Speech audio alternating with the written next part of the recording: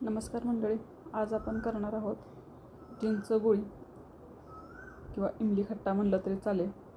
तर त्यासाठी इथे चिंच एक अर्धी वाटी चिंच घेतलेली आहे आणि त्याच्यात 4-5 खजूर टाकून घ्यायचे आहेत आणि गरम पाण्यात एक अर्धा तास भिजवून घ्यायचं आहे.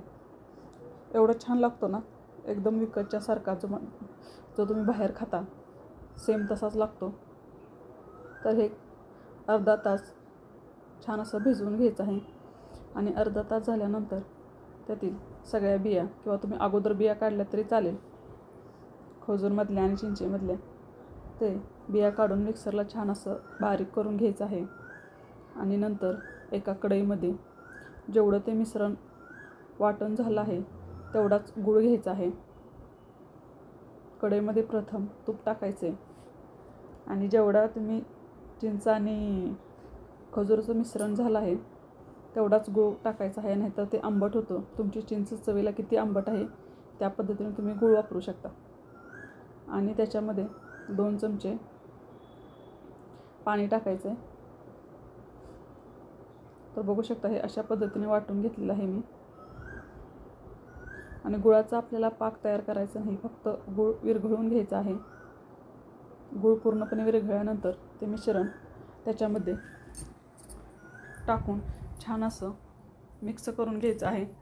तर बघू शकता खूप छान रंग आलेला आहे. त्याच्यामध्ये आपण लाल तिखट,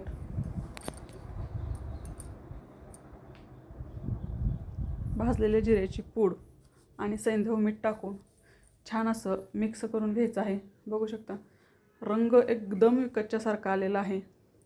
आणि नंतर ते एक 5 ते 7 मिनिटं गॅसवरच हलवून घ्यायचं आहे. गॅस एकदम मिडियम ठेवायचा आहे, नाहीतर खाली ते लागू शकतं. तर बघू शकता आता आपलं मिश्रण हे छान असं घट्ट झालेलं आहे. लाल तिखट थोडंसं कमीच टाकायचं, नाहीतर ते तिखटपणा येतो. मीठ आणि जिरेपूड मात्र चवीनुसार टाकायचे आहे. जिरेपूड अर्धा चमचा टाकायचे आणि लाल तिखट पाव चमचा. तर बघू शकता मस्त असं आपलं मिश्रण थंड झालेलं आहे. आता तुम्ही आईस्क्रीमच्या काडीलासुद्धा हे मिश्रण लावून लहान मुलांना देऊ शकता किंवा मोठेसुद्धा खाऊ शकता. चवीला एकदम छान असं टेस्ट झालेलं होतं, विचारूच नका. मुलांनीसुद्धा खाल्लं आणि लहान मोठ्यानेसुद्धा खाल्लं. आता आपण याचे गोळीसुद्धा करून घेणार आहोत, ज्याला आपण चिंचगोळी म्हणतो. तर छान अशा पद्धतीने आपली चिंचगोळी तयार झालेली आहे किंवा इमली खट्टा म्हणू शकता. मिश्रण पूर्णपणे थंड करायचं आहे आणि मगच त्याची गोळी बनवायची आहे. मिश्रण थंड झाल्यानंतर हाताला थोडंसं तूप लावायचं आहे, जेणेकरून ते हाताला चिटकणार नाही. दोन्ही हाताला तूप लावून घ्यायचं आहे आणि त्याची छोटे छोटे बॉल्स तयार करून घ्यायचे आहेत. बघू शकता मस्त असं आपलं मिश्रण झालेलं आहे. आणि आता ते बॉल येथे पिठी साखर घ्यायची आहे. मी साखर मिक्सरला बारीक फिरवून घेतलेली आहे आणि त्या पिठी साखरेमध्ये छान असे मिक्स हलवून घ्यायचे आहेत. चारही बाजूने त्याला पिठी साखर लागली पाहिजे. आणि आता तुम्ही खाऊ शकता. हे सुद्धा चवीला खूप छान लागतात. तर या पद्धतीने एकदा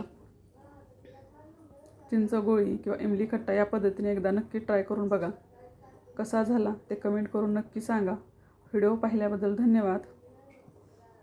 मला बाहेरून या पद्धतीने जर तुम्ही बनवलं तर तुम्हाला बाहेरून आणायची सुद्धा गरज भासणार नाही. एवढी सुंदर झाली होती इमली खट्टा, मस्त.